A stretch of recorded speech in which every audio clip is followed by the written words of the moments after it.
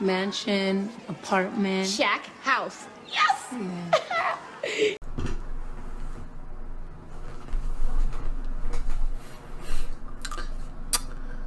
What's up, Shackhousers? How y'all doing today?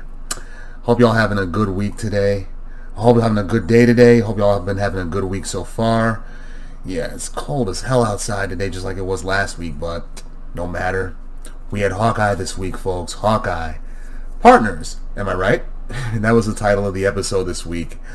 Yeah, they pick up where they left off. Pardon. Where they left off in the last episode, right? Yeah, with Jack with his sword right at Clint's throat, with the swordsman right at Hawkeye's throat. But Clint gets saved because Eleanor and Kate, they enter the room and they stop it once Eleanor recognizes Clint as an Avenger. And Jack just wanted to be a dick, just smugly calls him Archer, right? To which Kate points out that Clint still needs some branding. At the family table or whatever, Kate and Clint, they explain what they're doing, why they broke in when they thought nobody was there, and she calls Clint, instead of calling him Hawkeye, she calls him CB1, much to his dismay. It's like what the fuck is that? CB1. What else?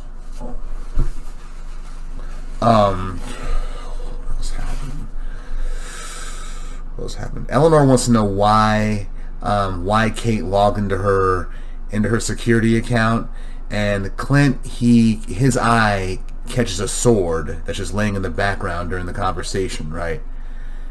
As Eleanor sees Clint out, she mentions Natasha and emphasizes that she doesn't want to lose her daughter. As it turns out, when Clint's out of the building, it turns out he steals a sword, and then he texts his wife. He sends a text message to his wife, Laura, to look up Sloan Limited. And Laura, there's more to her than we knew about, really. And we'll get to that at the end of this summary. Yeah, Eleanor, back at the penthouse, Eleanor then calls somebody to look into something and says it's urgent, right? Meanwhile, Laura, she calls Clint back and tells him that Jack is actually the CEO of Sloan Limited, right? He's her CEO, and they launder money for the tracksuit mafia. She then speaks in German around her kids, and the kids, they pick up on it, and then the daughter, explains to the boys that she's talking to Dad. She speaks in German and asks about the Rolex from the Avengers compound. Like, how'd she know about that? And she thought it was destroyed along with the Ronin armor. Later, Jack and Eleanor, back at the penthouse, they discuss Kate's idolization of Hawkeye. And then they have like a family moment right there, right? They slow dance, much to Kate's surprise, and they all have a laugh at Jack's inability to get certain phrases correct. Like, what do you say? He tried to say something from Forrest Gump, but life is like a box of chocolates. You never know what you're going to get, but he didn't say it like that, though. He said it in a way that was like, that had everybody laughing. He may have ad-libbed that, though, to see how how Vera Farmiga and Hailee Steinfeld would react to it. In contrast, back at Clint's apartment, he's lonely and is using frozen vegetable packages as like ice to ice down his wounds and whatnot. And he's doing that until Hailee, she buzzes herself in with pizza and pizza dog too, to spread some holiday cheer. And she even brings some DVD movies up too. I'll give her props for that. I mean, most people just stream, but Hailee's a woman Kate Bishop, she's a woman after my own heart. She still does physical media. Although I got one up on her, I do Blu-rays, not DVDs. Step your movie game up, girl. Clint tells her what he learned about Sloan Limited, right? And they form a plan to figure out how Jack is connected to everything. And they do this in the apartment with a montage of Christmas songs, and they do it while wearing those ugly Christmas sweaters. And they bond over their love of archery.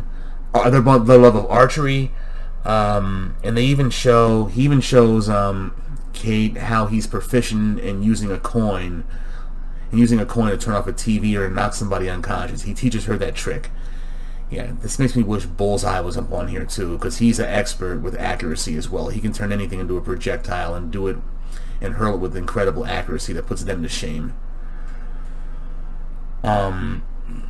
She asks him what's the best shot that he ever took, and he says it's the one that he didn't take.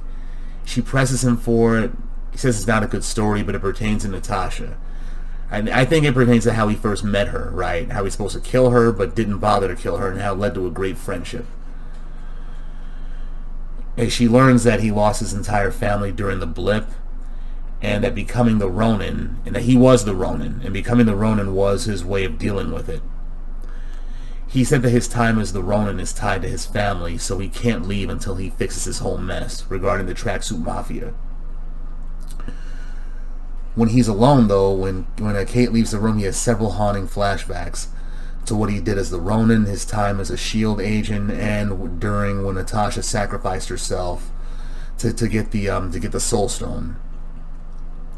In the morning, he drinks out of a coffee mug that reads, "Thanos was right," showing the post-blip mindset, right? I mean, or the post-resnap mindset, if you want to call it that. Showing that people actually think that Thanos was right in snapping away half the universe, and maybe to some degree he might have been, I guess, if they thought about it with greater critical thought, I guess. In the meantime, Clint wants Kate to find a set of trick arrows through the LARPer group that we met last week, right? Yeah, one of them is a cop and they have access to an NYPD facility, so she goes to them and she persuades them to help. Clint, he does his own mission and finds Kazi, what's-her-face, Echo's boyfriend, Maya Lopez's boyfriend, right? And he wants Kazi to convince Maya to back off as she's quote-unquote chasing a ghost. He goes to the LARPers, he goes to the LARPers guild where he finds Kate and they both retrieve his arrows. And Laura, his wife, texts him and says where the location of the Rolex is. It wasn't destroyed, and it's transmitting a homing signal, and she gives him the address for it. It's in an apartment. They leave, and they stake out the apartment that the Rolex is transmitting from. Kate makes her way into the building by helping an old resident in there, and when she gets in the apartment, she finds a lot of strobing lights. But those are actually silent alarms for people who can't hear, aka Maya Lopez. Yeah, she's in Maya's apartment, right? She finds the watch, but she also finds a notepad with all of Clint's family members upon it. His wife, his kids, their names, and their exact ages too. Yeah, Clint tells her to get up out of there because it's an ambush, and right as he's telling her that, he gets ambushed by somebody, a fully clothed figure, right? At first, I thought that was Daredevil, right? I'm thinking, yeah, they brought Charlie Cox back in. At the same time, what's-her-face? Kate Bishop gets jumped by Echo. Yeah, they both make their way to the rooftop that Clint was hiding on, and as Clint and Kate, they fight Echo and this mystery figure. It turns out the mystery figure is Yelena from the Black Widow movie, right? You know, Natasha Romanoff's best friend, right? And with her involvement in this, Hawkeye, he insists that she stays out of this, because with the Black Widow assassin involved, shit just got real pretty much.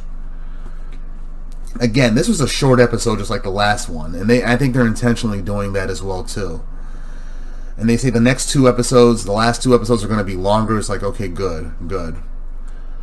The Rolex reference, it says Rolex 268. I thought it might have been a reference to this right here, Avengers number 268, but considering it's a Kang the Conqueror storyline, and that's better well suited for Loki, actually, or Ant-Man, as Kang is supposed to appear in the Ant-Man film. Yelena's appearance is a follow-up to her post-credit scene in Black Widow, where Madame Hydra, played by Julia Louis-Dreyfus, offers her a job, tells her, "I know who's responsible for killing your sister, your best friend," and gives her Hawkeye's picture. But as we all know from Avengers Endgame, that shit isn't true at all. And it also begs the question: will Madame Hydra make an appearance here in Hawkeye? And we did not get an appearance from the Kingpin this week at all. Yeah, people were thinking that the Kingpin, that he's Maya Lopez's uncle that they've been speculating about, but we got two more episodes of Hawkeye, so we will see. So tune in next week, same time, same place, Shackhousers, and for you newer viewers, subscribe below. See you next week, and hope you have a good week. Later.